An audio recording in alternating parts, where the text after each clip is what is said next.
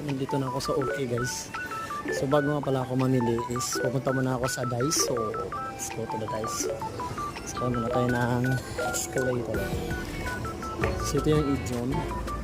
Home no Center tayo mamili guys. So dun tayo sa baba, first floor.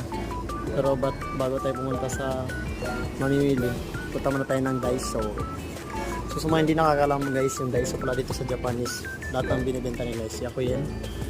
Pero nagbago na ngayon guys. Hindi na lahat Yakuyen. Mag-ingat kayo pag pumunta kayo sa Daiso. Kasi hindi na lahat Yakuyen. Papakita ko sa inyo example. So malapit na tayo sa Daiso.